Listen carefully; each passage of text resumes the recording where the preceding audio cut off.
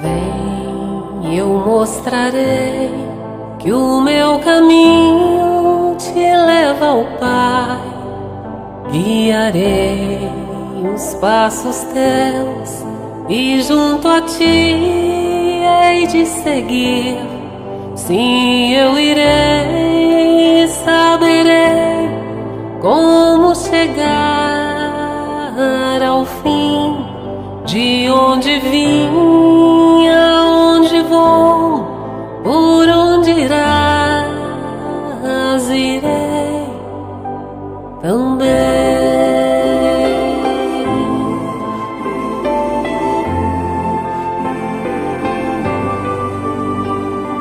Vem, eu te direi. Boa noite a todos. Então vamos, nesse momento, cerrar os nossos olhos, para que a gente possa sentir com mais profundidade, com mais sensibilidade, o plano espiritual que nos envolve. É um momento que nos desligamos do mundo lá fora. É um momento que somos muito mais individualidade do que personalidade. É um momento que encarnados e desencarnados formamos um todo. Estamos no mesmo universo dimensional. A alegria de estarmos nessa casa que nos acolhe, que nos ampara, que nos oferece tratamento para o corpo e para a alma, que dissipa a nossa ignorância, que amplia os nossos horizontes e nos dá a certeza de onde nós viemos, para onde nós estamos indo e o que nós estamos fazendo aqui. Agradecemos a Deus que nos concede a vida e que nos concede o tempo. A Jesus, nosso mestre, nosso guia, nosso modelo, a toda espiritualidade amiga aqui presente das mais diferentes denominações religiosas.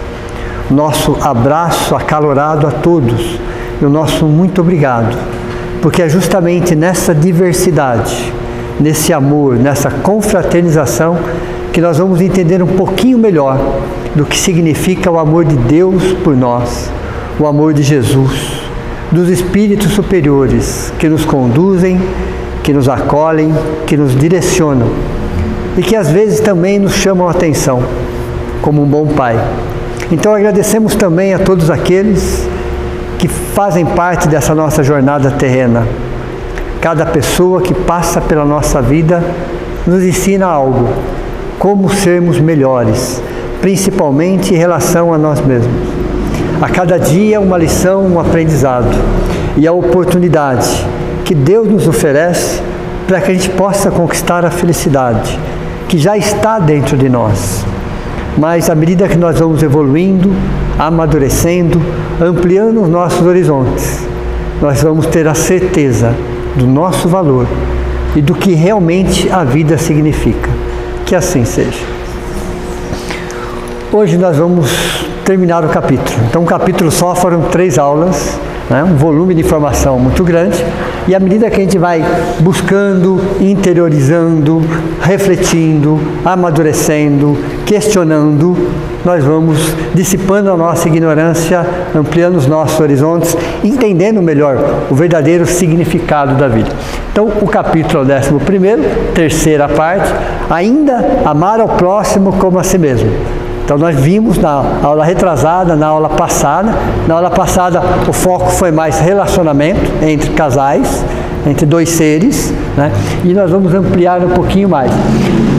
Olha o conceito, amar é compreender o estado espiritual de cada criatura. É entender que cada ser humano está num momento diferente. Não é melhor ou pior, está num momento diferente. Então ele é o quê? Ele é uma mistura de pelo menos as últimas 50 subpersonalidades. E eu não estou exagerando. Hoje nós somos uma mistura das últimas 50 subpersonalidades. Muito antes de Cristo, tá? Mas muito antes de Cristo. Então vocês imaginam aí há 10 mil anos para cá. Quantas vezes nós reencarnamos? Quantas experiências nós já tivemos? E hoje nós somos o ápice, nós somos o melhor de todas essas subpersonalidades, porque é uma escada que só sobe. É lógico que o nosso cérebro atual não comportaria todas as informações dessas 50 subpersonalidades de 10 mil anos para cá, claro. Então, só uma parte de nós reencarna. Só uma parte se materializa, vamos dizer assim, aquela que pode ser trabalhada nesta equação de tempo. Entenderam?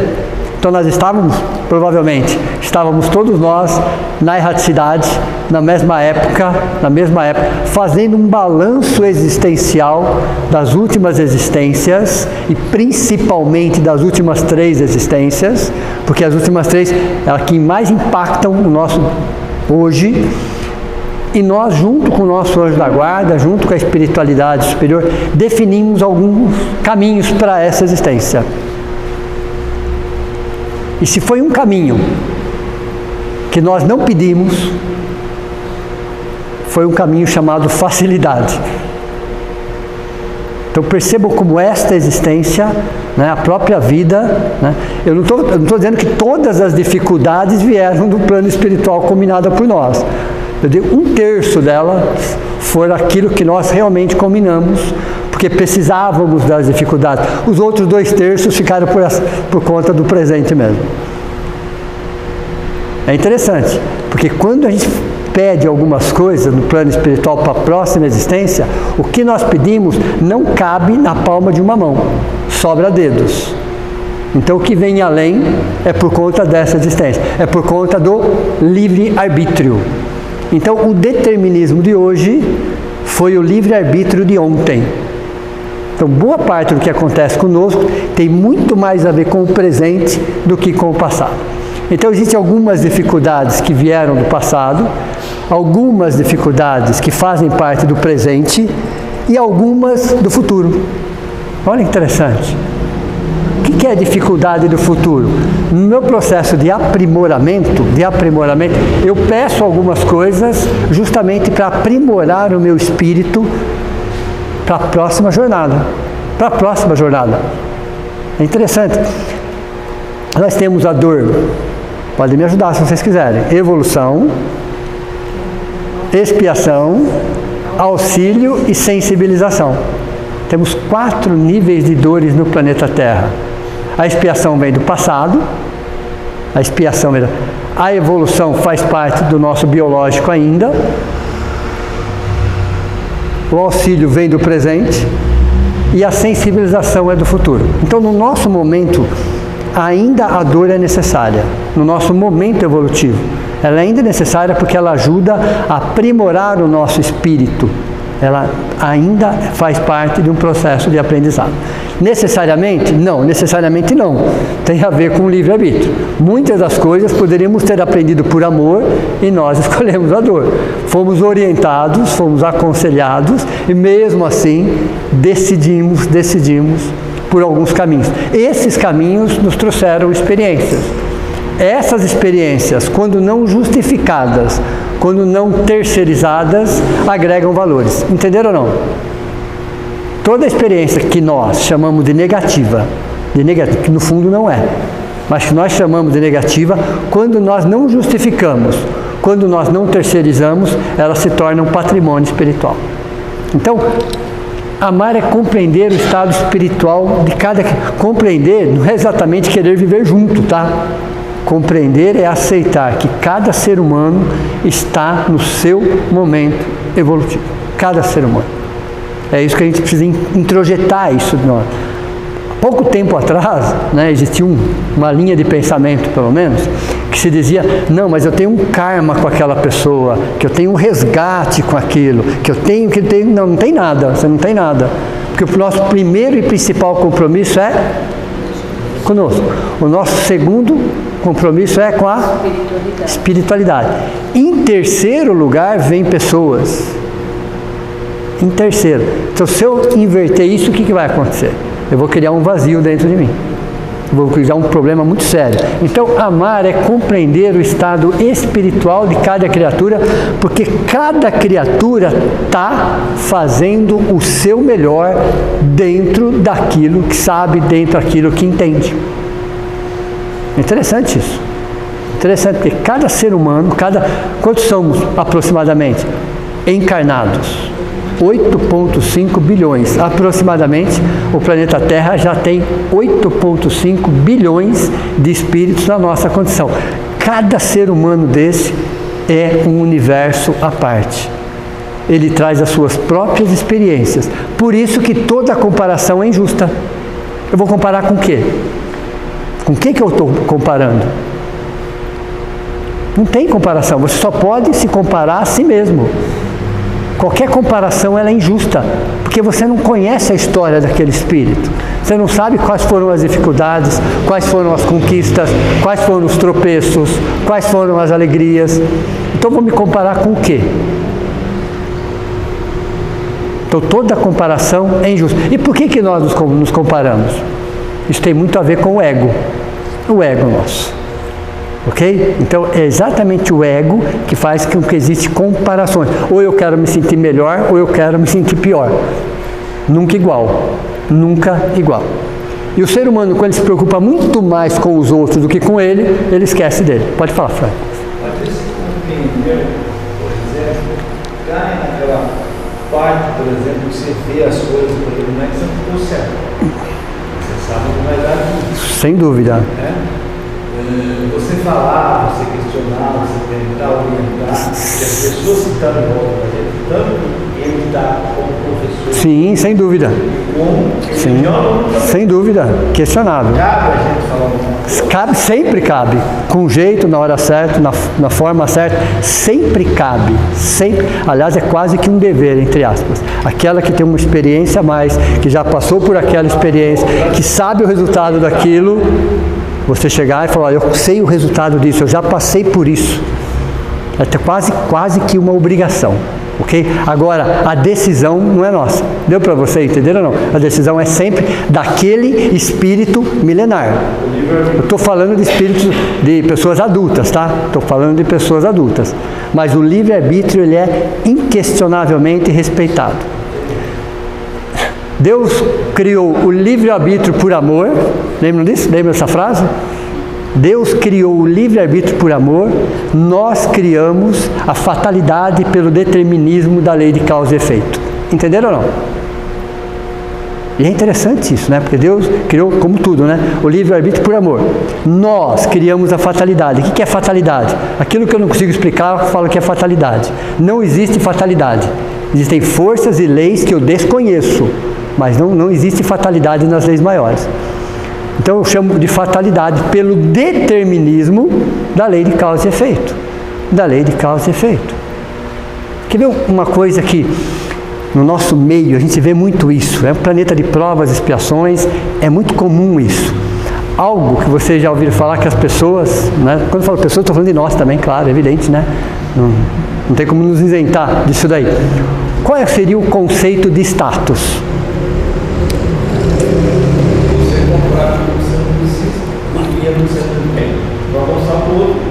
Exato. Status é comprar aquilo que não precisa com dinheiro que não tem para provar para as pessoas que você não gosta aquilo que você não é. Entenderam? Isso é status. É o melhor conceito de status que eu ouvi até hoje, exatamente. E por que você tem que fazer isso? Porque existe um processo de inaceitação de você como você é. Falta amor próprio. Entenderam? Isso é falta de amor. Alguma coisa em conquistar coisas materiais, não tem problema nenhum nisso. Isso faz parte do processo, inclusive. É isso que a gente vai falar sobre isso também hoje. Entenderam? Então vamos lá. Somente se dá aquilo que se possui. Veja. Como exigir o amor de alguém que ainda não sabe amar? E quantas vezes nós já fizemos isso? E quantas vezes nós não amamos? Então veja, nós no planeta de provas e expiações, todos nós estamos, entre aspas, no mesmo caldeirão. Todos nós estamos fervendo sobre o mesmo fogo. Uns mais, outros menos, mas todos nós estamos fervendo, porque essa lição do amor, nós ainda somos principiantes. Essa é a grande verdade. Nós estamos tateando agora, entendendo agora. Por quê? O amor fora é uma consequência do amor dentro. O amor próprio. Ego é uma coisa, egoísmo é uma coisa. Por exemplo, qual é o resultado do egoísta? a carência, ele está sempre carente. Nada satisfaz. Nada satisfaz. Por mais que tenha, nada satisfaz. Então, o egoísmo faz com que as pessoas se fechem. O altruísmo faz com que as pessoas se abram. E para quem se abre, nada falta. Vocês já repararam isso ou não? Quando a gente se abre para o mundo, parece que as coisas fluem melhor. Quando nós nos fechamos na nossa verdade, no nosso mundo, a carência fica como uma constante na nossa vida. Nada supre, nada, absolutamente nada supre. E lembram dessa frase, dessa fórmula? Está fácil agora, né? Felicidade é igual menos expectativa. Você pode ter perspectiva, não expectativa. Então nós temos que diminuir ao máximo a expectativa em relação a nós mesmos. Ter expectativa, claro, evidente, é natural. Mas principalmente em relação às pessoas. Porque a felicidade tem a ver com realidade. Não foi o ontem, não vai ser o amanhã. É sempre o presente. Pensem que o nosso espírito, essência, e o nosso corpo físico vivem um tempo só. O presente contínuo. Tudo bem? Você está vivendo o que você está sentindo. Se é algo de 20 anos atrás, vira presente. Se é algo que você está se preocupando para daqui 10 anos, vira presente. Entenderam ou não? Seu espírito, nosso espírito, não sabe diferenciar tempo. Ele simplesmente sente. Ele simplesmente sente. Ele é atemporal nesse sentido. E o nosso corpo físico acha que está acontecendo agora. Ele começa a reagir dessa forma. Então, todo o nosso processo metabólico, ele passa a crescer, a evoluir, ou a diminuir, ou alterar em função das emoções que nós estamos sentindo. Entenderam ou não? Mas há 50 anos atrás, há 100 anos atrás, há 150 anos atrás, parece que o impacto das emoções era menor. Não era que era menor, era que os corpos eram muito mais robustos, muito mais grosseiros. Isso não é uma crítica, mas quando a gente olha a foto dos nossos avós ou bisavós, bonitos eles não eram. Ok? Dentro de um padrão de beleza. Eles eram até meio quadrados, já repararam ou não? Eram fortes fisicamente. Eles eram fortes porque precisava ser. O trabalho deles era muito duro, era muito braçal. Então, a estrutura física deles era outra. Então, as emoções nesses corpos mais grosseiros, o impacto era menor. Se passaram 50 ou 100 anos, nós percebemos que as emoções, o impacto sobre o nosso físico é outro. E as próximas gerações vão sentir ainda mais. Deu para você entender ou não? À medida que a gente vai reencarnando, o nosso corpo físico vai sutilizando. Ele vai ficando mais leve. É uma vantagem? É. Mas é uma desvantagem. Porque as emoções acabam mudando todo o seu metabolismo. Todo o seu metabolismo. Entenderam? O processo das emoções dentro de nós, sobre cada célula do nosso corpo físico, isso tem a ver exatamente com isso. Ó. Toda cobrança, não estou falando de diálogo, o diálogo é necessário, mas toda cobrança fragiliza relacionamentos. Não existe nenhum relacionamento que suporte, qualquer um, tá? Pai, filho, amigo, esposo, qualquer coisa, que suporte níveis de cobranças exagerados e constantes. Diferente do diálogo. O diálogo é necessário sempre. Mas a cobrança, você está cobrando o que exatamente? Toda hora, todo momento? A mesma coisa, por anos a fio? Por anos a fio? Ok? Veja, amar é saber dizer não. Aliás, o amor fala mais não do que sim. Porque o amor está muito mais estruturado na razão do que na emoção. Veja, muitos de vocês aqui têm filhos. Para se educar filhos, é muito mais não do que sim. Vocês já repararam ou não? Você tem que falar muito mais não do que sim. Porque se você falar só sim, aonde isso vai parar? Nós somos educados com mais não ou com mais sims? Veja, olha interessante. Porque era amor. Ali era amor. O amor fala não. O amor fala não. E para espírito de provas e expiações, o não passa a ser mais importante do que o sim. Porque é um espírito que ainda precisa de uma baliza, que precisa de uma coordenada, que precisa de um direcionamento, que não faz as coisas por amor, às vezes faz pela dor, mas é um momento evolutivo, Os relacionamentos humanos é uma via de mão dupla, seja qual for, ok? O que significa isso? Mediante cada qual avança ou recua, segundo a postura do interlocutor. Interessante isso. É exatamente isso que acontece. A gente se aproxima de quem se aproxima, a gente se afasta de quem se afasta. É natural isso, você não percebe isso. Você vai fazendo inconscientemente, ok? Mas de onde vem o egoísmo? A gente fala tanto em doutrina espírita, fala sobre egoísmo, né? E o filho predileto do egoísmo é o orgulho. O egoísmo, ele fez parte do reino animal, por uma questão de instinto de conservação, de sobrevivência. Então, na questão animal, precisa ser desta forma, por uma questão de sobrevivência. O nosso corpo ainda é um corpo animal. O nosso corpo é considerado um corpo animal. É o ápice da evolução animal do planeta Terra. Toda a natureza levou bilhões de anos, não estou exagerando, para se construir o corpo físico. Bilhões de anos, pessoal. Foram milhões de experiências feitas no laboratório da natureza por bilhões de anos por espíritos superiores. Aí chega alguém do século XX e fala que tem um defeito. Defeito aonde? Aonde que tem um defeito? Não estou falando de um corpo físico. Não existe, pessoal. Vocês imaginam? Foram bilhões de anos, centenas de experimentações feitas no reino mineral, vegetal e animal, transformações, modificações de espíritos muito superiores, auxiliares diretos de Cristo, para alguém chegar nesse corpo está com defeito. Que corpo que está com defeito? Não existe corpo com defeito. O corpo ele é 100% saudável, uma máquina para viver 100 anos, média.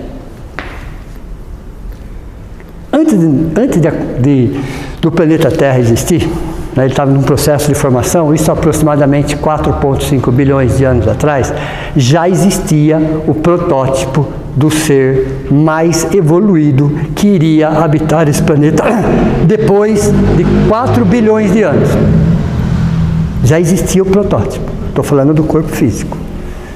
Então se levou quase que 3 bilhões de anos de sucessivas transformações para se chegar no corpo físico que é hoje uma máquina, bilhões de células, dezenas de sistemas, de órgãos, trabalhando em conjunto.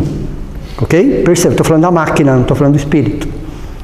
Então é uma máquina para viver média 100 anos. 100 anos. E morrer sem nenhuma doença. Sabe aquela vela que apaga, que acaba o pavio, que acaba que é o combustível da vela? Só acaba e apaga. Simplesmente assim. Simplesmente assim. Mas não é o que acontece. E por que não é o que acontece? Porque a nossa condição moral é baixa. Se a nossa condição moral é baixa, nós produzimos os desequilíbrios espirituais que transferem para o perispiritual, que transferem para o corpo físico. Entenderam ou não?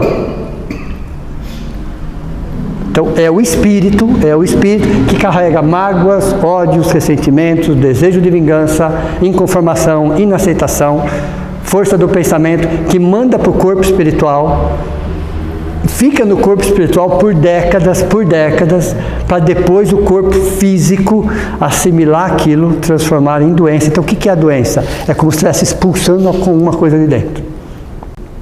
Algo que não está bem, que não condiz com o equilíbrio. Entenderam? Então não existem doenças, existem doentes. Somos nós que produzimos as doenças.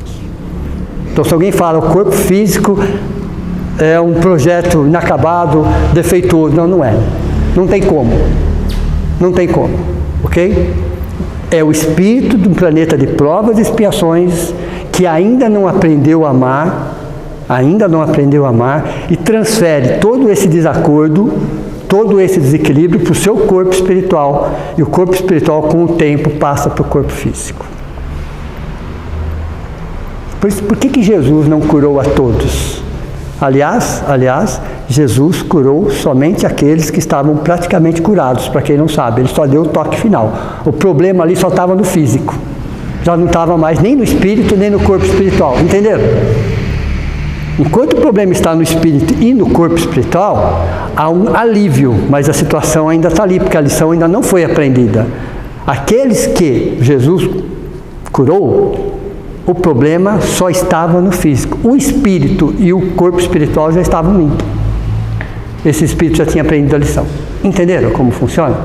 Então eu posso produzir uma doença? Pode, como? Mágoas, ressentimentos, ódios, inconformações, inaceitação, orgulho, arrogância, prepotência, vaidade desmedida. Tudo isso gera um desequilíbrio espiritual e perispiritual. E aí no processo encarnatório eu tenho 3 forças atuantes. Quais? Mob. Os pais, né? A espiritualidade. Vamos lá. 3 forças. Mob é a principal, é a que prepondera. Lembra o mob? Modelo organizador biológico, perispírito. Segundo, leis da genética. Leis da natureza, ok? Terceiro, nome de um chocolate. Vocês vão lembrar disso ou não? Né? Oxi, vocês não comem chocolate então? Eita! MMM, ok? Molde mental da mãe. Então a mãe no processo de gestação, as mães que estão aqui, vocês não visualizam o bebê antes de nascer, como é que vai ser o rostinho, como é que vai ser isso, como é que vai ser aquilo, né? Já fica imaginando algumas situações. Imagine a força do pensamento da mãe naquele espírito. MOB primeiro, modelo organizador biológico, genética, que não é uma lei da natureza, não tem como, ok? Não tem como ser da natureza, é uma lei natural e automática, que é a combinação pai e mãe, de família, claro, evidente, e o molde mental da mãe. Essa é a terceira força que ajuda. Então nós vamos reencarnar, nós trazemos o MOB primeiro, é ele que vai definir algumas situações. Não tem muito a ver com o pai e com a mãe não, tá? O MOB não. As leis da genética, ok? Naturais. E aí vem o molde mental da mãe. Então, no processo reencarnatório, você tem 3 forças. Lógico, depois você tem o que? O MOB, pai, mãe, espíritos geneticistas e obsessores. Temos também. Okay? Então, o processo reencarnatório é muito mais complexo do que a gente imagina. Mas cada caso é um caso. Cada situação é uma situação. É interessante que as leis são iguais, são idênticas para todos. Para todos. Não existem 2 leis. Mas está adaptada, condicionada ao nosso momento evolutivo. Aí entra a justiça de Deus. Veja, aí entra a justiça de Deus, que é milimetricamente perfeita. Eu não estou exagerando quando eu falo milimetricamente. Milimetricamente, porque dá a cada um segundo as suas obras. Pode falar. Você falou que em 10 mil anos nós temos 50 encarnações. Média, tá? Média. Para o futuro, você se prepara no futuro, retorna, e tudo aquilo que você aprendeu lá, se existe isso, essa possibilidade, quando você retorna na reencarnação, você usa todo esse aprendizado para superar situações que lá no passado se apresentem neste momento, e você usa esses recursos que você aprendeu lá. Então vamos lá, já que essa pergunta sua é boa. Tá, todo esse conhecimento, toda essa experiência fica no meu inconsciente, ok? Aí eu vou reencarnar de novo. Essa próxima reencarnação, eu vou trazer parte disso de acordo com aquele momento evolutivo. Tem coisas, vou falar assim, da idade média, que está dentro de nós, que está esperando a nossa evolução para daqui 500 anos. Não é necessariamente um processo doloroso, não é necessariamente. Então tem coisas que estão em nós, que nós fizemos de forma consciente. É interessante as leis de Deus, né? Porque ela é igual para todos, mas ela está proporcional a cada momento evolutivo. Qual era o meu nível de consciência? O que eu fiz com consciência? Isso fica registrado. Se eu tiver condição dessa existência resgatar alguma coisa, ótimo.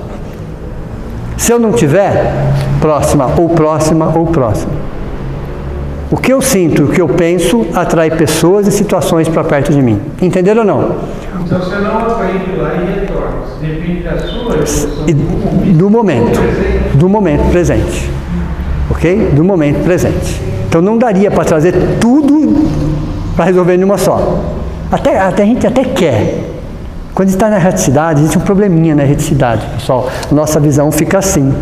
E normalmente nós estamos numa colônia espiritual, ou num posto de atendimento, ok? E nós estamos mais leves, nós estamos muito bem assessorados. Aí nós ficamos entusiasmados. Eu gostaria de resolver umas 10 questões de uma vez só. Aí o nosso anjo da guarda fala assim, ó, se você resolver uma já está de bom tamanho. Deixa as 9 para depois. Nós não teríamos estrutura psicológica, emocional, espiritual. Porque reencarnando num corpo, densidade 1000 vezes maior, numa vibração, provas, expiações, o nosso passado grita em nós, muito mais do que o nosso futuro. Entenderam? Na Idade Média, por exemplo, eram comum as brigas e as mortes, né? Sim. Resolver olho por olho, dente por dente. Daí, por exemplo, agora a gente, não sei quando, mas a gente responde proporcionalmente. Sim. Porque naquela época era o correto. Era o correto. E agora a gente responde proporcionalmente. Exato, exatamente. Que nós fizemos. Exato, É isso? exato. Mas aquilo na Idade Média, que a gente sabia que não precisava fazer daquela forma, e que nós exageramos, consciente, aquilo fica para você. Deu para você entender ou não? É como tem uma questão do Livro dos Espíritos que fala assim, o soldado que é enviado à guerra, ele é responsável pelas mortes que ele provoca? Resposta, não. Aí tem o problema do Livro dos Espíritos. Não seria tão bom, né? Não, opa, então tá ótimo. Aí ele põe uma vírgula. Olha, só tem uma questão do Livro dos Espíritos que não tem vírgula, pessoal. Também, o modelo aqui. Só tem uma, que é a questão 625, o resto todas têm vírgula. Deve ser um defeito no Livro dos Espíritos, no mínimo. Porque você acha que você entendeu a resposta, até você ver depois da vírgula. Você fala, não entendi direito, não. Não, é um estado de guerra, ok? Porém, toda crueldade que se fizer por conta será respondida. Toda crueldade que se fizer por conta, não tinha a necessidade. Por exemplo, dava para prender, você matou, então você responde por aquilo. Entenderam ou não? Estava indefeso a ponto de ser preso, você foi lá e judiou, você responde por aquilo. Entenderam ou não como funciona? Vocês acham justo isso? É muito justo. Olha, eu queria saber assim, você disse que apenas uma parte da gente... Só o que precisa nessa reencarnação. Então, o nosso espírito tem várias partes e fica lá devendo... Não é que tem várias partes, o espírito é um só, ok? Só que existem algumas situações que ficam no nosso inconsciente. Nós estamos aqui. Nos últimos 10 mil anos está aqui, não está em lugar nenhum, ok? Porém, você tem o inconsciente e o subconsciente. O inconsciente é todo o nosso passado. O subconsciente é o nosso passado mais próximo, ok? Então, existem coisas que estão no inconsciente, mas está aqui. É que nesse momento não tem condições de vir à tona. Então, eu ouvi dizer que há espíritos bem elevados que eles têm essas partes da consciência que ele pode agir em determinados lugares. Uma só consciência trabalha em muitos lugares. Sem dúvida, espíritos superiores. Mas muito superior. Vamos dizer assim, né? Aí você tem um fenômeno no livro dos médiuns, tem um capítulo que fala sobre bilocação, bicorporiedade. Né? Bilocação, que é locação, você pode estar em 2 ou mais lugares ao mesmo tempo. Você está você é um só, tá? Mas você pode se projetar em vários lugares ao mesmo tempo. Vou dar um exemplo. Nossa Senhora, né, que nós chamamos de Nossa Senhora aqui, ela é vista no mundo todo, ao mesmo tempo. E por que as pessoas enxergam ela de forma diferente? Porque a gente não enxerga, a gente interpreta. Deu para você entender ou não? Você vê uma luz, você vê uma vibração, você vê o formato de uma mulher, de acordo com a sua cultura, de acordo com o seu conhecimento, de acordo com a sua religião, de acordo com o seu entendimento, você interpreta aquilo. Por isso que Nossa Senhora tem formas diferentes. Não é que ela tem forma diferente, ela é uma só. porém nós interpretamos de forma diferente. Então, um espírito assim desse nível aí, ok? Ela pode estar em vários lugares ao mesmo tempo.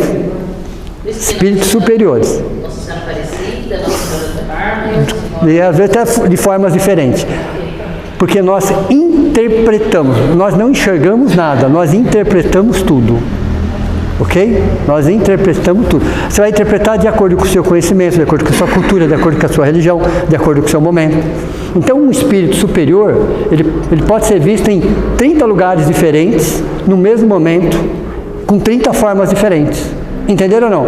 A forma não é ele, é a interpretação que nós damos a ele. Isso muda alguma coisa? Não muda nada. O importante é a essência. Então, bilocação é você estar em muitos lugares ao mesmo tempo. Bicorporeidades, 2 corpos, seria bi, mas é muito mais do que isso. Só que ele fica num ponto, ele só projeta isso em vários lugares. Entenderam? Então, espíritos superiores. Superiores. Tudo bem? Tem algum espírito superior aqui? Né? Desse nível, pelo menos? Quase que levantou a mão, né? Eu falei, não, né? É porque ele tem orgulho da humildade dele. Você entendeu? É assim. Então veja, e é interessante quando a gente estuda sobre esse assunto aqui, esse gráfico aqui, pessoal, né? Nós sempre achamos que o contrário de apego é desapego. Não era assim? Até agora, pelo menos, nós já achávamos que era assim. Aí vem a doutrina espírita e dá uma bagunçada na nossa cabeça. A ideia é exatamente essa, dar uma bagunçada por quê, pessoal? Para a gente refletir, para a gente analisar, para a gente concordar ou não concordar, para a gente questionar.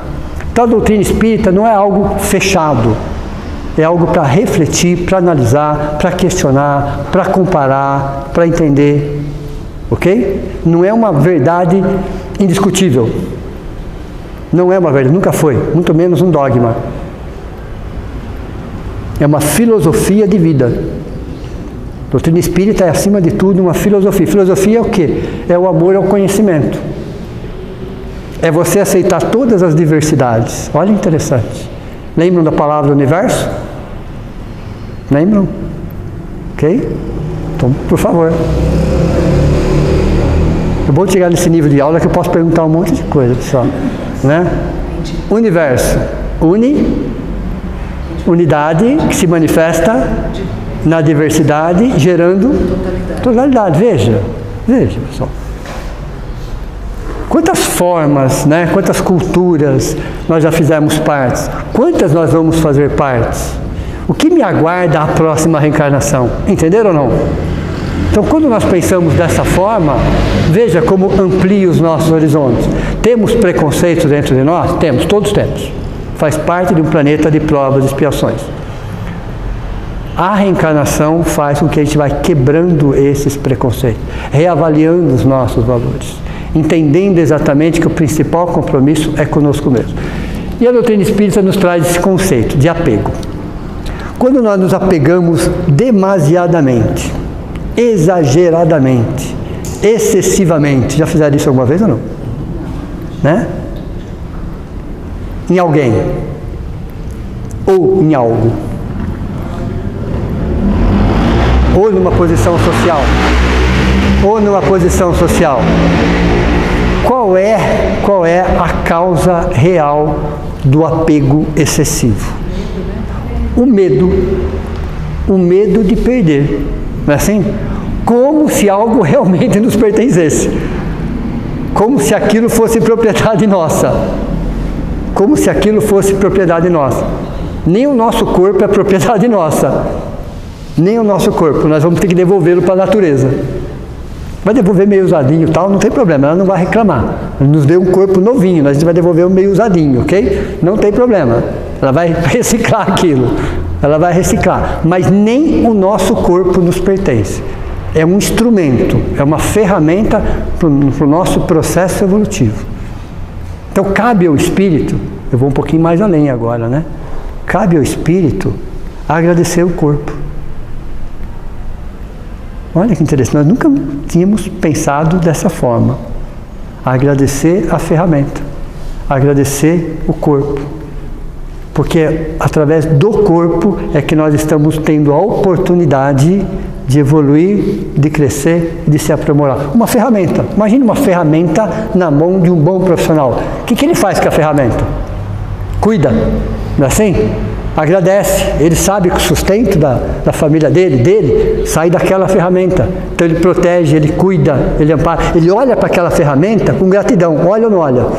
Com gratidão. Ele fala, nossa, o que seria de mim sem essa ferramenta? Nós temos que aprender a olhar para o nosso corpo com a mesma gratidão, com o mesmo reconhecimento. Então, nós não pedimos para reencarnar, nós imploramos para reencarnar, literalmente falando. Eu não estou brincando, eu não estou exagerando. Nós não pedimos, nós imploramos para reencarnar. Porque tem gente que acha que o plano espiritual é melhor do que o plano material. Depende. Se você é um espírito muito superior, realmente lá é melhor. Mas se você é um espírito do nosso nível, aqui é melhor do que lá. É melhor do que lá. Porque nós temos acesso a algumas reencarnações, a algumas lembranças. Lá não tem como pôr uma maquiagem, você é o que você é. Deu para você entender ou não? Imagine que quando nós entramos para essa existência, é como se nós fôssemos encenar uma peça de um teatro. Então nós colocamos o quê? Uma máscara para aquele personagem, não é isso? Aí o que acontece quando acaba o espetáculo? Para onde você vai? Para o camarim. Fazer o quê? Exatamente isso. Essa é a analogia. Então nós vamos reencarnar, nós entramos num palco. Ok? Um palco. Aí nós vamos ter uma máscara, um corpo, um nome, um sobrenome. Nós temos características, ok? Serve como uma máscara. Chega uma hora que o espetáculo acaba. Aí você vai para o camarim e tira a máscara. Então, no plano espiritual, nós somos essencialmente nós. Aqui nós disfarçamos. Lá não dá para disfarçar. Veja. Então, dependendo da situação, é melhor ficar aqui. Aqui nós ainda conseguimos disfarçar. Nós ainda não conseguimos nos proteger de algumas situações do passado, que ficam no inconsciente. É a bênção do esquecimento. A reencarnação também é a bênção do esquecimento. Outra forma alegórica de se falar seria o quê? A reencarnação é o perdão de Deus das nossas faltas. Entenderam? Uma forma alegórica, claro, evidente. Mas reencarnar é um presente. Reencarnar é uma oportunidade, é crescimento. Então muitas vezes falam, eu queria estar lá. Não é bem assim. Porque quem está lá quer estar aqui. Quer estar aqui. Porque a culpa, o remorso, a falta de oportunidade, você tem que esperar o tempo passar. Você tem que esperar algumas coisas acontecerem. E aqui não, você já está aqui. Ok? Pode falar. Eu assisti uma entrevista do Dr. Rodrigo e não saiu mais na minha cabeça. Ele disse que ele, conversando com o Chico falou para ele que tinha um medo terrível da morte. Ele falava? Clodovil. O Chico falou para o Clodovil. Eu fiquei meio assim, o Chico tem medo da morte, gente. Eu tenho isso, e eu não me lembro... O contexto.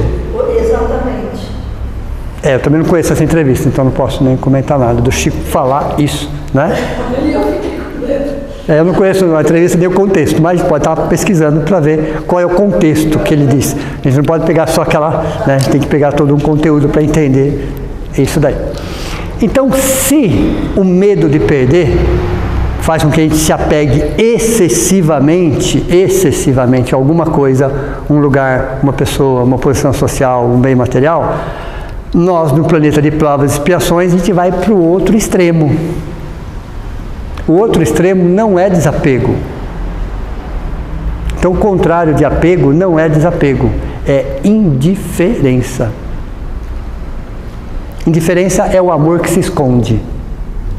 Um conceito de indiferença é o amor que se esconde. Ok? Então, a indiferença que é? Então, eu não me apego.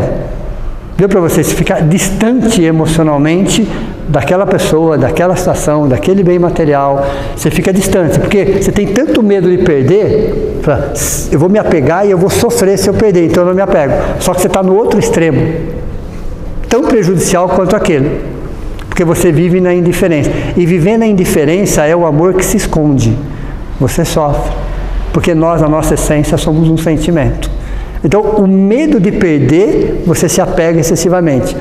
O medo de perder, você fica indiferente. Então, o caminho do meio, dos dois extremos, aí é o desapego. Deu para você entender ou não? E o desapego, ele se resume numa frase. O desapego se resume numa frase. Ter sem que o ter te tenha. Entenderam ou não? Ter sem que o ter te tenha. Você convive, você usa, se for um bem material, você usufrui, ok? Mas você sabe e deixa ali.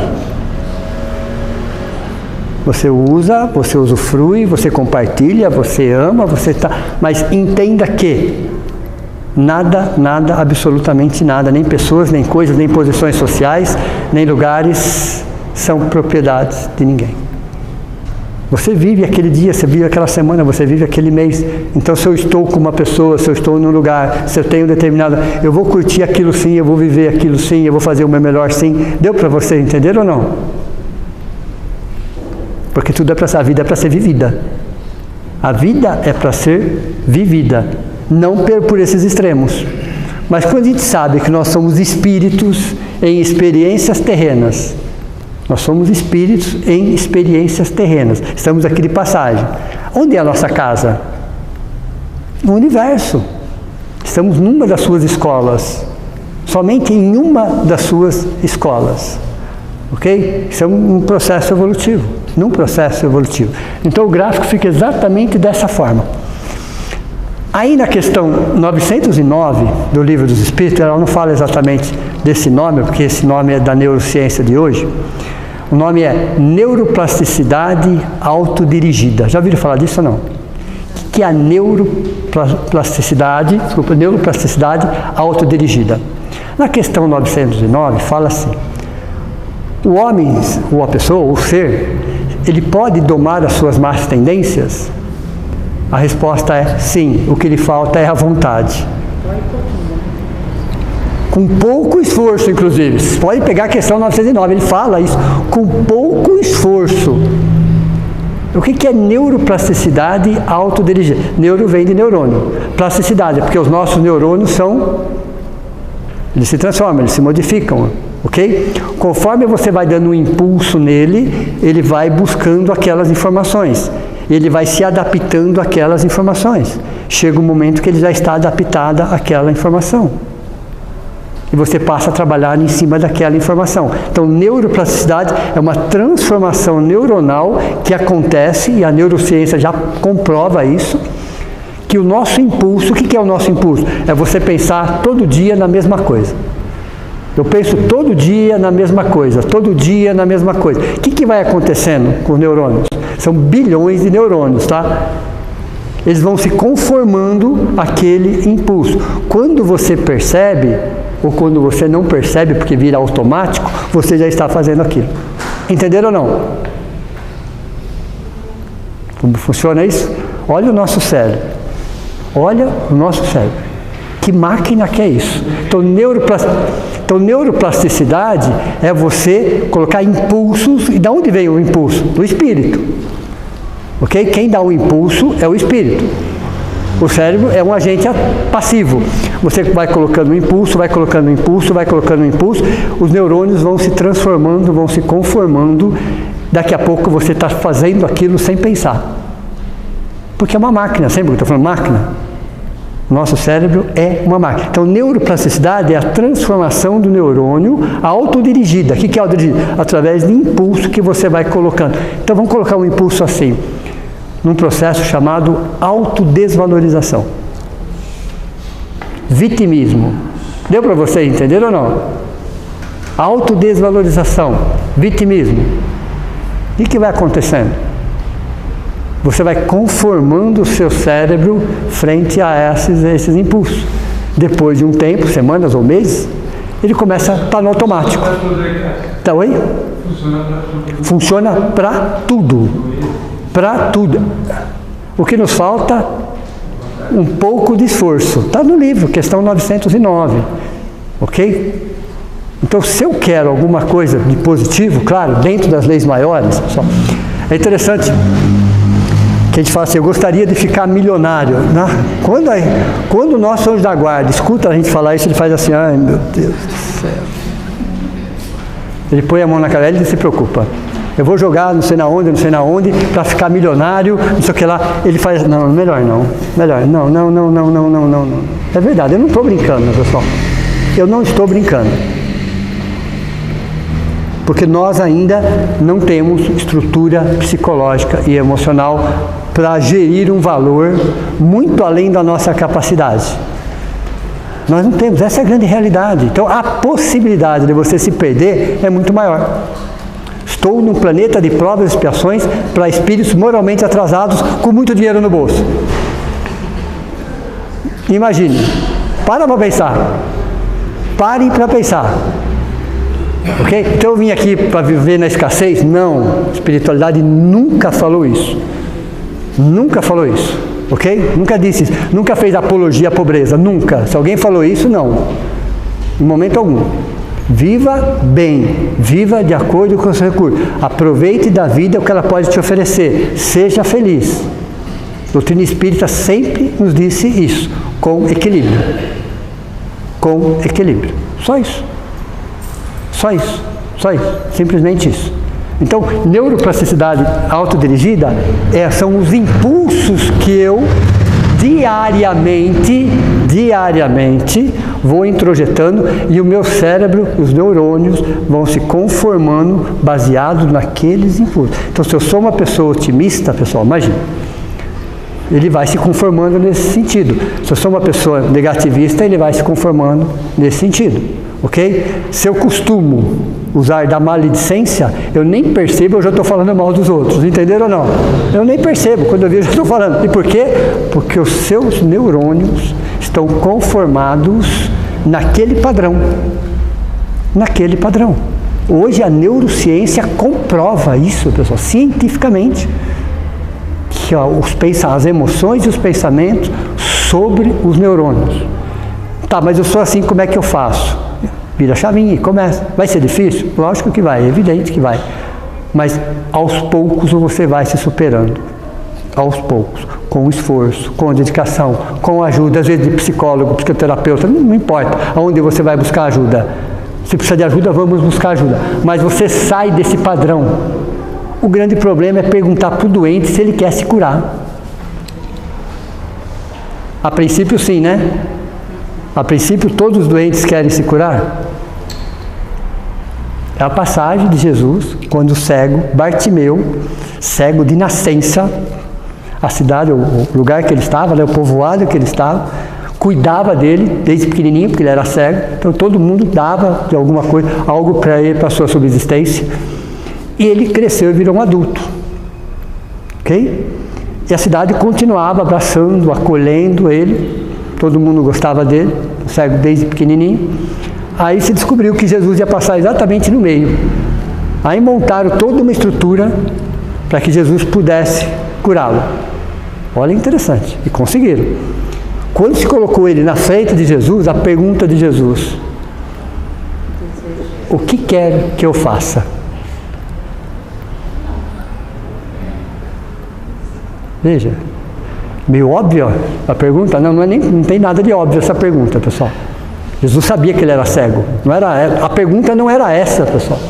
Quando Jesus fala, o que queres que eu faça? A pergunta tem uma profundidade muito maior do que aquilo. Era claro, que evidente, né, que a maioria das pessoas queria que ele fosse curado da cegueira. Tá. O que aconteceria no dia seguinte? Você acha que a cidade ia continuar colhendo da mesma forma? Ficar carente. Perceberam? Então, tem pessoas que se seguram nas doenças. Se você perguntar para ela se ela quer ser curada, ela vai falar que sim. No fundo, não quero. E por que não quero? Porque está numa dependência psíquica, emocional, psicológica do meio em que ela está. Então, o que queres que eu faça? Exatamente, você está preparado para uma nova realidade? que não vai ser fácil. A nova realidade que não vai ser fácil. Como que ele nunca tinha visto, né? Exato. Então, será que todo doente quer se curar? A maioria não. Interessante que quando a gente vai andando pela rua, a gente nota uma coisa muito interessante. Estou com fome, estou precisando disso, mas nenhum deles coloca, eu quero trabalhar, eu preciso comer. Tem de tudo, faz parte, ok? Então, para se trabalhar neuroplasticidade autodirigida, nós vamos aqui, ó. Nós vamos ter que eliminar 7 hábitos da nossa vida.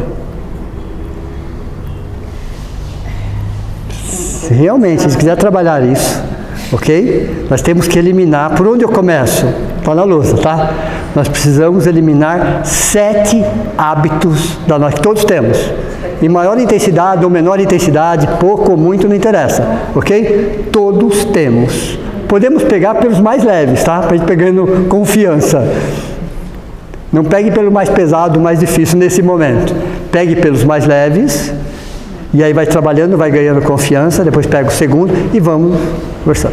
Quais são esses hábitos? Os 7 hábitos que todos temos. Neuroplasticidade autodirigida. Primeiro hábito que nós temos, ok? Nem está em grau de importância aqui. São só 7 hábitos. Maledicência. Ok? Trocar pela indulgência. Então, maledicência, né? A capacidade que nós todos temos de falar mal dos outros. Isso todos nós temos. Em algum momento nós fazemos isso. Tomara que seja só em alguns momentos, ok? Todos nós temos esse infeliz hábito enraizado, cristalizado, automático e inconsciente. Por quê? Porque os nossos neurônios estão conformados com esse impulso. Por isso que é tão simples, tão fácil, tão natural, tão rápido, tão espontâneo. Maledicência é um dos hábitos que nós temos que nos mantém numa vibração muito baixa. A maledicência é uma vibração muito baixa. O segundo, julgamentos. Julgamento. Julgar as pessoas, condenar as pessoas. É interessante isso, não é? Nós podemos até ter a nossa opinião, sim, mas julgar e condenar, nós fazemos isso constantemente. Só que mal sabemos nós que toda vez que nós usamos desse padrão, estamos também usando para nós, inclusive, julgando e condenando as pessoas, ok? Existem leis para isso. Existem leis para isso. Okay? Não seremos nós que podemos colocar o dedo na cara de ninguém. Até que perguntaram uma vez, isso lá na década de 70, né? Perguntaram para Chico, dentro de uma comoção que aconteceu no Brasil, né, num crime que o Brasil inteiro se comoveu, e aí foram perguntar para a pessoa errada, né? Perguntar para o Chico, aliás, pessoal, eu não ia perguntar nada para ele, você quer saber? Jamais perguntaria alguma coisa para ele. Eu também jamais perguntaria, ok? Porque foram perguntar para ele qual era o conceito que ele tinha de criminoso. E ele respondeu, qualquer um de nós que foi descoberto. Então não vou perguntar nada para ele não. Melhor não perguntar. Ok? Melhor não perguntar. Porque todos somos ou não somos. Talvez não seja daquele crime. Daquele especificamente. E de outros. Quem daqui está isento? Não estou falando de crime de matar uma pessoa, pessoal. Estou falando de crimes, né? Contra a natureza, contra a criança, contra o animal, contra qualquer dignidade humana, o abandono. Existem crimes de todas as espécies. Ok? Julgamento. Terceiro, negatividade. Não é viver alienado, mas a gente não precisa ser negativo, ok? Nós não precisamos ser negativos. Pare para pensar que o Brasil, o planeta Terra, os países, hoje é a nossa escola. Então tudo que acontece de alguma forma tem a ver com o nosso crescimento. Vamos fazer o nosso melhor. Então, frente a uma situação X, eu tenho que fazer a seguinte pergunta. Eu serei um agente facilitador ou um agente complicador? Frente a qualquer situação, eu serei, dentro daquela situação, um agente facilitador ou um agente complicador? É uma pergunta que a gente tem que fazer constantemente. No meu dia a dia eu convivo com pessoas, como vocês todos convivem. E as pessoas dependem uma das outras, claro. ok? A todo momento, a todo momento. Pessoas que você conhece fisicamente e pessoas que você não conhece fisicamente, mas que chegam até você, assim como você chega até as pessoas, porque precisamos das pessoas. Quando as pessoas chegam até mim, eu vou ser um agente facilitador ou um agente complicador? É uma pergunta. Frente àquela questão, posso ajudar ou vou complicar ainda mais? Então veja, a negatividade atrapalha em muito, muito, muito, muito, muito. Terceiro, né? Quarto, reclamação. Esse nossa seu saiu do fundo do coração. Nossa, né? Porque reclamar virou um hábito, um vício. Reclamar de tudo e de todos. De tudo e de tudo. É lógico que em alguns momentos, com a pessoa certa, você desabafar, você reclamar, tudo bem, faz parte, precisamos inclusive. Mas a todo momento, a toda hora, com todo mundo? Não. Neuroplasticidade autodirigida. Então, vocês estão entendendo, pessoal? Por que nós temos esses infelizes hábitos cristalizados e enraizados que por décadas, para não falar existências, tá? Por décadas nós nos acostumamos a trabalhar nessa vibração. Nessa vibração. Só que essa vibração, ela vai adensando o nosso corpo espiritual. Ele vai adensando, ele vai ficando mais pesado. Ok? Então o planeta de provas e expiações tem um corpo espiritual nessa faixa. Regeneração, essa faixa. Felizes, essa faixa. Então, de acordo com o peso específico do nosso corpo espiritual, nós somos atraídos para aquele planeta e para aquela faixa. Entendeu? Então, ninguém caiu de paraquedas. Nós só fomos puxados, literalmente falando, para a nossa escola, para o nosso ano escolar, de acordo com o peso específico do nosso corpo espiritual, que está condizente com o planeta de provas e expiações. Entenderam? Não tem erro, pessoal. Caí aqui de paraquedas, porque eu sou um espírito superior. Ah, só se você é um missionário daí. Aí sim, nós precisamos deles, mas não é o caso. Não é o caso. Tudo bem? Até porque os missionários, os poucos que nós conhecemos, eles não têm nenhum desses hábitos, tá? Nenhum deles eles têm. Que alguém deu para ele? Não, eles foram também por existências trabalhando isso. Ninguém constrói um Chico Xavier numa existência. São 4, 5 reencarnações sucessivas trabalhando aquilo dentro dele. E assim outros missionários também. Quinto, desculpas. Sabe aquele desculpismo? Você não faz e acha uma desculpa. Você sempre está se justificando. Então, toda vez que eu fico me desculpando, né? Até porque nem dá, né? Desculpa. Você pega a palavra, você quebra ela no meio. Como é que você pode tirar a culpa de alguém? Desculpa, né? Não tem como. A própria palavra já é autoexplicativa. Então, toda vez que eu fico me desculpando, eu não evoluo. Eu não cresço. Eu vou ainda agregando mais peso no meu corpo espiritual. Eu vou adensando ainda mais. Neuroplasticidade autodirigida. Por que as pessoas se desculpam? Porque isso já virou um automático dentro dela. Ok? Exageros. Exageros. Onde estão os exageros? Estão nas máscaras. Lembram disso? Amor, desamor, pseudo-amor. Okay? Todos os exageros, todos os excessos estão nas máscaras. Todo exagero diz de uma falta. Ele tem muito mais a ver com uma falta do que com algo. Eu estou exagerando nisso por quê? Isso é uma fuga. Eu estou fugindo de alguém, de alguma coisa, da minha consciência. Então, todo exagero denota uma carência, denota uma situação. E por último, dogmatismos. O que é um dogma? O que é um dogma? É uma verdade indiscutível, imposta. Você não discute, você não conversa, é aquilo e pronto. Então, esse dogmatismo, essas certezas absolutas que nós temos, que tem que ser, que é assim, que é daquela forma, que não pode... Não existe isso no universo, tá? Não existe isso no universo.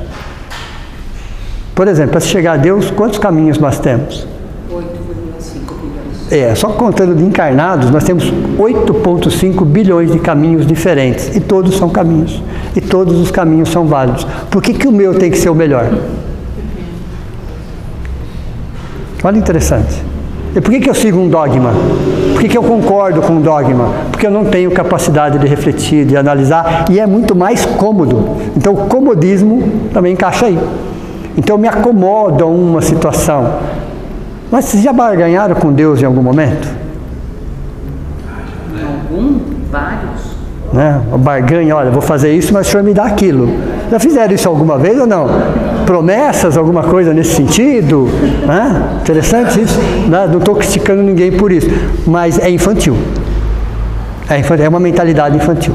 Não estou criticando ninguém, mas é uma mentalidade infantil. Porque normalmente é para atender os nossos interesses, né? Aos nossos interesses. Tudo bem, mas já passou essa fase. E vamos respeitar quem está, claro, evidente. Ok? Mas vamos entender que a conexão com Deus, pessoal, é um pouco diferente daquilo que nós estávamos acostumados. E por que nos trouxeram aquela informação? Porque nós estávamos preparados para aquela informação. Se você perguntar para um espírito superior, me fale sobre Deus, ele não vai saber nem falar. Não por ele, por nós. Ele vai falar, não existem palavras no seu vocabulário que eu possa te explicar essa coisa. Deu para você entender ou não? Porque a capacidade de assimilação, de consciência, de sentir Deus dele é muito maior. É muito maior. Tanto que, olha, interessante. O nome da religião do futuro, filosofia astronômica. Essa vocês não sabiam, né? Vai cair na prova, tá? Anotem. Ok? O nome da religião do futuro. Talvez a gente não saiba exatamente o nome, mas ela vai se basear nisso. Filosofia astronômica. Por que filosofia? Porque filosofia é o amor ao conhecimento. Tudo bem? Ao saber. Entende? Filosofia. E por que astronômica? Porque é através da astronomia que a gente consegue ter uma pálida ideia da grandeza de Deus. É a astronomia que nos dá essa visão macro de Deus. Não como uma pessoa ou qualquer coisa nesse sentido, mas da grandeza, dessa inteligência que está no micro e no macro, das subpartículas atômicas às grandes galáxias. Então quando eu pergunto o que é o mal? O mal é a ausência do bem. Não é, não existe a ausência do bem, existe a ignorância do bem. É diferente. Mas aonde o bem não está? Aonde Deus não está? Entenderam ou não? Então quando o ser humano começa a encontrar essa conexão, ele entende o que significa o amor. O amor por ele, o amor pelo semelhante, o amor pela natureza, a gratidão.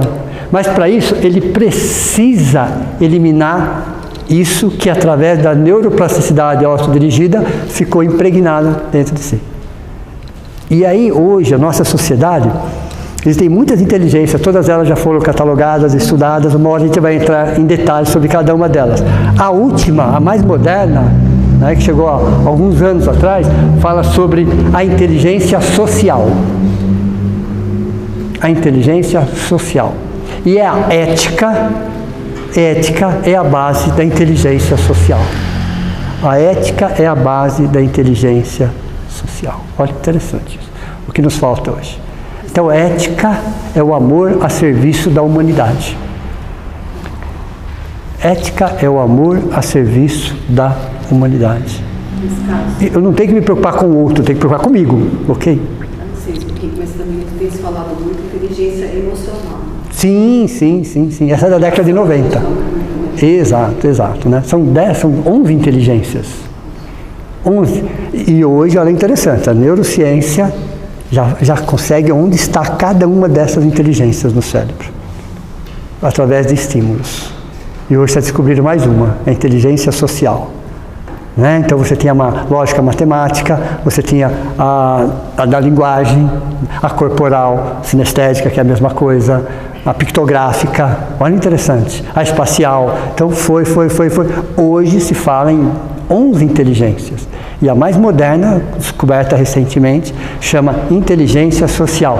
Aí descobriram que a base, a essência da inteligência social é a ética. E o que é a ética?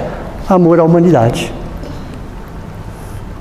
Amor à humanidade. Então, amar a si mesmo é a gente entender isso dentro de nós. Porque se o nosso compromisso é conosco, pessoal, mas meu vizinho não faz, tal pessoa não faz, as pessoas não fazem. Isso é um problema delas. Deu para você entender ou não? Porque quando a gente desencarnar, nós vamos ter uma entrevista com a nossa consciência, tá? Nós vamos ter uma entrevista com a nossa consciência. Com a nossa consciência. Então não vai ter ninguém lá com um caderninho, com anotação, qualquer coisa nesse sentido. Esqueçam disso, pessoal. Tudo está gravado dentro de nós. Então a nossa e essa entrevista com a nossa consciência somos nós, conosco. Somos nós, conosco. Aí eu vou lembrar a questão 621 do Livro dos Espíritos, que diz assim: onde está escrito as leis de Deus? Na consciência dos homens. Ponto. Ponto. Quem vai me libertar ou quem vai me aprisionar é a minha consciência.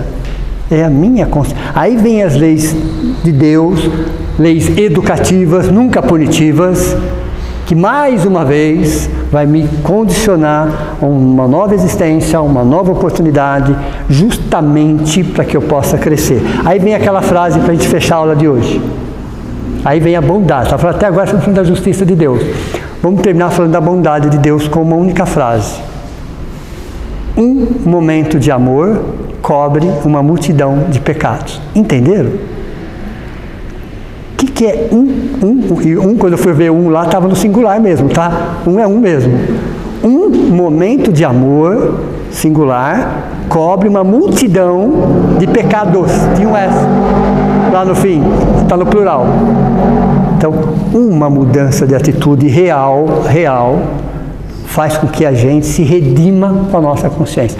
É a bondade de Deus. Entenderam como funciona?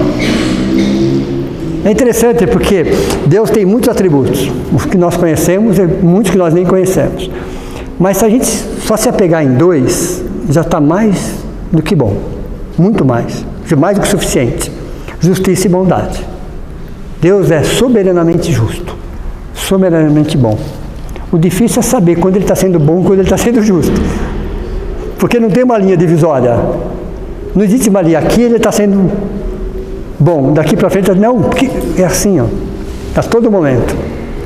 Quando ele é infinitamente bom, ele está sendo justo. Quando ele é infinitamente justo, ele está sendo bom.